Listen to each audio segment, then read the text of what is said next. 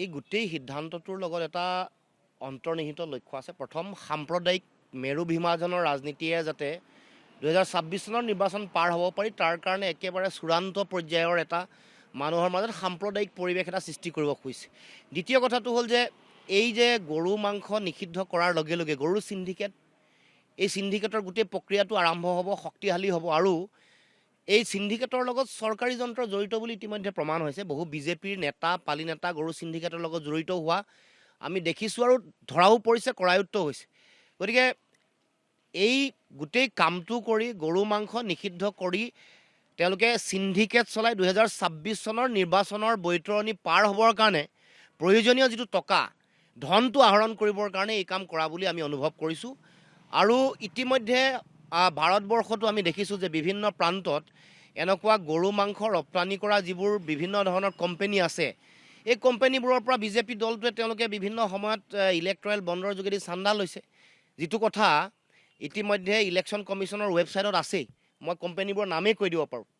ভাৰতবৰ্ষৰ আটাইতকৈ বেছি গৰু মাংস বিদেশলৈ ৰপ্তানি কৰা কোম্পানীবোৰৰ পৰা তেওঁলোকে বিজেপি দলে চান্দা লৈছে। আৰু এইবাৰ সামগ্ৰীত নিৰ্বাচন জিকিবৰ কাৰণে বিজেপিয়ে গৰু মাংস বিতৰণ কৰিছে, গৰু মাংসৰ ভোজ দিছে আৰু চাৰিওফালে বিতৰণ কৰি থকাৰ ভিডিঅ' মানুহৰ হাতে হাতে আছে। গতিকে আমাৰ এতিয়া প্ৰশ্ন হ'ল যে তেওঁলোকে এই যে যিটো তেওঁলোকে নিজে কৈ আছে যে আমি এইটো পাপ কাম, তাৰমানে পাপ কৰি এতিয়া কি প্ৰায়শ্চিত্ত কৰিব খুজিছে, নে সিন্ডিকেটটো তেওঁলোকে চলাব খুজিছে, না সিন্ডিকেট চলাই তেওঁলোকে ইয়াৰ পৰা ধন আহৰণ কৰি নিৰ্বাচনৰ তেওঁলোকে বৈতৰণি পাৰ হ'ব খুজিছে।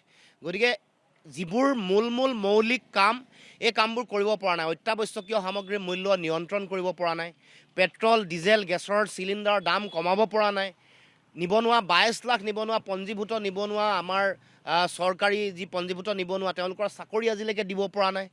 তাৰ লগতে অসম চুক্তিৰ 6 নম্বৰ দফা কাৰ্যকৰী কৰিব পৰা নাই, 6 জনগোষ্ঠী জনজাতিকৰণ দিব পৰা নাই। তাৰ উপৰিও আমি দেখিছোঁ যে বিদ্যুতৰ মাচুল বাঢ়িছে, এতিয়া স্মাৰ্ট ডকাইত তেওঁলোকে চৰকাৰে দিছে। গতিকে মৌলিক যিবোৰ কথা, স্বাস্থ্য সেৱা অত্যন্ত বেয়া অৱস্থা।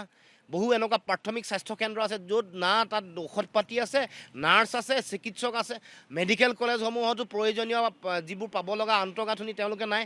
গতিকে এই মৌলিক কথা বতৰাবোৰত চৰকাৰে নিজৰ যিটো তেওঁলোকে প্ৰতিশ্ৰুতি দিছিল পালন কৰিব পৰা নাই। 98% গাঁৱত তেওঁলোকে কৃষিভূমিত পানী যোগান ধৰিব, এই কামবোৰ কৰিব নোৱাৰি এতিয়া তেওঁলোকে এটা মেৰুকৰণৰ, সাম্প্ৰদায়িকীকৰণৰ ৰাজনীতিৰ অস্ত্ৰ হিচাপে গৰু মাংসক ব্যৱহাৰ কৰিছে। যিকোনো খবৰৰ বাবে যোগাযোগ কৰক 7099017330 লগতে 7099017110 নম্বৰত।